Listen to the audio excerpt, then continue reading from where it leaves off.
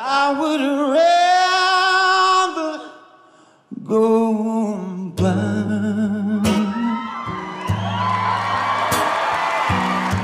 Michael Grimm could not have predicted the direction his life would take once he stepped on the America's Got Talent stage in 2010. In fact, no one could have predicted just how far Michael Grimm could go when given the chance. His audition left everyone in the room, including the judges, amazed, and his introduction left quite a few teary-eyed and rooting for his success. Something about Michael Grimm's talent and modesty made him the optimal person to support in the competition, and when he won the season, it felt like he'd earned that fair and square. But you don't hear his name as often nowadays, especially after many were convinced his win was actually his big break. So, where is he now?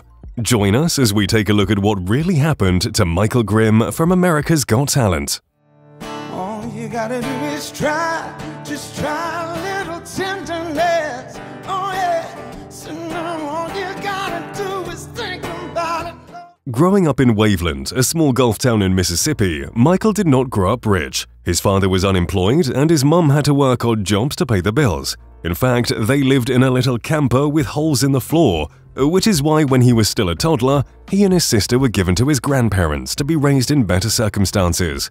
He grew up listening to artists his mum loved, like the Ernest Tubb, Hank Williams, and George Jones. When he was barely a teenager, he sang at a wedding, and one of the guests was so impressed that he offered him a gig with no pay but a tip jar. And that's how he got started with his career and continued the same gig for several years. 2 years later, he was discovered by Ann McNair, a singer herself with both gospel and Nashville roots. She gave him a guitar and taught him how to write songs. She also got him his first indie record deal and earned his first award with a religious song. Eventually, he was hired as a guitarist and backup vocalist for the live celebrity impersonation show Legends in Concert in Biloxi. Then, at 21, he took a job performing at Las Vegas' Legends in Concert and made the move west, where he's lived since, working with some of music's biggest producers and stars. Which brings us to America's Got Talent. It didn't take much for Michael Grimm to become both an audience and a judge favorite on the 5th season of America's Got Talent. His performances of You Don't Know Me, Try a Little Tenderness, Tired of Being Alone, and You Can Leave Your Hat On are some of his most iconic ones, with his finale performance of When a Man Loves a Woman being considered his best on the show. In fact, it's quite easy to see why he ended up winning the competition, despite having wonderful contestants up against him. All of his performances have managed to rack up views in the 100,000s and then millions, despite being over a decade old. After collecting his well-deserved winnings of $1 million and the opportunity to headline the America's Got Talent tour show, his career was on the rise. He pledged most of the money to provide for his grandparents, who'd lost their homes in Hurricane Katrina. Though he definitely had experience with singing and performing well before he was on AGT, it was in September of 2010 when Michael officially signed a record deal with Epic Records. His debut album, a self-titled musical endeavor with both original music and covers, was released in May of 2011. And on Ellen, Michael performed his newly released single, Fallin', a cover of the popular Alicia Keys song from 2002, to promote the album. It ended up charting at number 13 on the US pop music charts and sold around 23,000 copies. At that point, he'd been dating Lucy Zolcharova for about 3 years, so he finally popped the big question and asked her to marry him on Ellen, all while touring for the AGT show, 25 cities. Then, a year later, Michael married Lucy in a beautiful yet small ceremony in Maui, Hawaii. The wedding, held at Makina Beach and Gold Resort, was very private, with only 30 people attending, and all of them were just close family members. The newlyweds also sang on the occasion and serenaded each other with their favorite song, Islands in the Stream, all with Bill Medley of the Righteous Brothers present. He also performed Stay With Me on the Top 10 show of the 6th season of America's Got Talent after being invited back, and then in the summer and autumn of 2011, he opened for Stevie Nicks. He was in the business of live shows at that time, and throughout 2011 and 2012 played venues across the US, and in fact became the first ever resident headliner at the Ovation Showroom at Green Valley Ranch Resort in Las Vegas. He also self-released a more non-serious summer album titled Gumbo.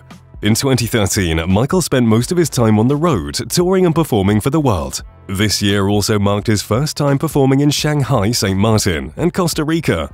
And it was in 2014 that Michael started working towards his next album, titled Grimm, a collection of original songs written and composed by himself. This was a fan-funded album, was released in 2015, produced at Studio 824 in Las Vegas, and was responsible for introducing a new, more energetic sound in his discography.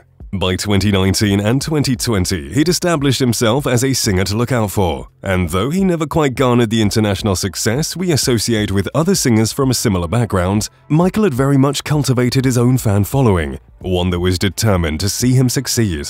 He headlined the prestigious Myron's Cabaret at Smith Center in Las Vegas and released multiple albums. He even returned to the Champions 2 in 2020, but was eliminated pretty quickly, despite receiving a standing ovation from all the judges. Unfortunately, in more recent times, tragedy seems to have struck the Grimm household.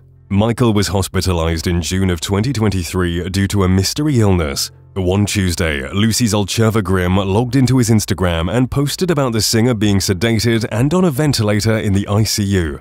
This, of course, shocked many fans of Michael, who did not see this coming. But Lucy assured them that they weren't the only ones. In the post, she wrote that she wanted to protect Michael's privacy since he didn't want to disclose details of his ailment, but she felt like she had to hop on the app and explain how the healthcare had impacted their lives. She began by saying that it had been an emotional ride, and that fans might have noticed how Michael was struggling with his health a lot lately, that he was lacking energy and unable to do shows because of that. Apparently, it all came to a head on Memorial Day weekend, and they had to take him to the hospital only to be disappointed yet again. Turns out, doctors could not figure out what was wrong with him, but his health kept worsening during this time. He couldn't even walk or lift his head, he couldn't respond when spoken to, and in general was very much not the man Lucy had come to know and love. After rushing him to the emergency room after thinking he might have suffered a stroke, he was put on a ventilator and sedated pretty heavily so that he wouldn't flatline. She said that the toxins from Michael's illness were going to his brain, which made him suddenly start talking gibberish while having physical tremors and high blood pressure. She wrote that she'd been both emotionally and physically burnt out after this week-long emergency, and when he was finally removed from the ventilator and started breathing on his own, she was ecstatic. But before fans started getting too excited, she revealed that Michael was still in pretty rough shape, and he was still sedated since his body had been through a lot. This unfortunately also meant that Michael had to prepare for a pretty long recovery once he was pulled out of his medically induced coma. This included physical therapy after being bedridden for days, going under vocal cord repair, and waiting for his organs and mental health to catch up to him. That is a lot for anyone, but especially a singer like Michael, who's so attached to his craft. In an update on his account, Lucy delved into more details about his recovery and revealed that he'd been on medication and that was causing him to have anxiety, anger, confusion, and even hallucinate. Apparently, the hallucinations were the worst part of it, according to her, since it disrupted Michael's attempts at normal recovery. Apparently, he also stopped recognizing her, but the doctors told her that it was a medical side effect that would go away soon. On the 30th of July 2023, Michael himself took to his Instagram to post a video talking about his recovery going well. He spoke about how grateful he was for the messages of support and that he'd actually be back on stage very soon. He talked about his vocal cords recovering well and how excited he was to perform a tribute to Bill Medley at the Smith Center in August. Since then, he's kept up with his musical practice and has more or less gone back to what his life was like pre-hospital visit. More recently, he posted about his grandmother's passing and seems to be back on his feet and healthier than ever. Now we can only hope to see him doing shows just like before soon enough.